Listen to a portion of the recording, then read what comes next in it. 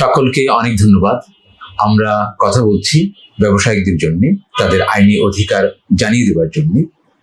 আজকে যে বিষয়টি নিয়ে কথা বলবো সেটি হচ্ছে বিল অফ লেডিং সংক্রান্তে। নৌপথে মালামাল পরিবহনের জন্য এই বিল অফ লেডিং অত্যন্ত গুরুত্বপূর্ণ একটি ডকুমেন্ট। এই বিল অফ লেডিং সংক্রান্তে যদি কোনো বাণিজ্যিক বিরোধ উৎপত্তি হয়, তখন সেই বিরোধ নিরসনের জন্য সংক্ষুব্ধ ব্যক্তি, সংক্ষুব্ধ কোম্পানি, সংক্ষুব্ধ সত্তা বাণিজ্যিক আদালতে এসে তার প্রতিকার চাইতে পারেন। কিভাবে এই বাণিজ্যিক বিরোধ উৎপত্তি হতে পারে বিল অফ লেডিং থেকে? উদাহরণ হিসেবে আমি বলছি, উদাহরণ 1, সরবরাহকারী প্রতিষ্ঠান চায়না, ইংল্যান্ড কিংবা অন্য জায়গা থেকে পণ্যটি জাহাজের মাধ্যমে পাঠালেন। পাঠানোর সময় তিনি ক্লিন বিল অফ লেডিং দিয়ে দিলেন। তার মানে পণ্যটি ঠিকঠাক মতো তিনি দিয়েছেন, ঠিকঠাক মতো ছিল। কিন্তু যখন চট্টগ্রাম বন্দরে এসে পণ্যটি খালাসের পর যিনি বুঝে পেয়েছেন, তিনি দেখলেন পণ্যটি নষ্ট, ড্যামেজ, পানিতে ভিজে নষ্ট হয়ে গেছে কিংবা ড্যামেজ হয়ে গেছে।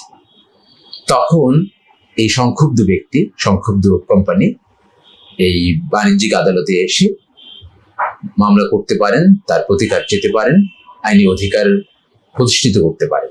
আরেকটি উদাহরণ বলছি, সেটি হচ্ছে যে এই বিল অফ লেডিং সংক্রান্তে যদি কোনো জালিয়াতি হয়, যদি কোনো ডিসক্রিপেন্সি হয়, যদি কোনো প্রেজেন্টেশনের ক্ষেত্রে যদি কোনো তারতম্য ঘটে, যদি কোনো ব্যত্যয় থাকে, তাহলে এই সংক্রান্তে যত ধরনের বাণিজ্যিক বিরোধ সেগুলো এই বাণিজ্যিক আদালতে নিষ্পত্তি হবে।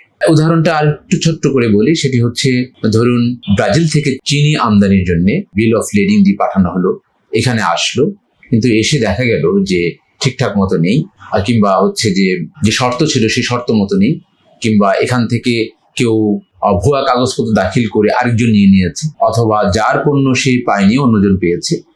এ ধরনের অনেক নানাবিধ সমস্যা সৃষ্টি হতে পারে। সেই সমস্যা নিরসনের জন্য সেই ভুক্তভোগী ব্যক্তি এই বাণিজ্যিক আদালতে আসতে পারেন, তার অধিকার প্রতিষ্ঠা করতে পারেন। আজকে পর্যন্ত ব্যবসা বাণিজ্য যারা করেন তাদের আরেকটি অধিকার নিয়ে আমরা কথা বলতে আসবো। আল্লাহ হাফেজ।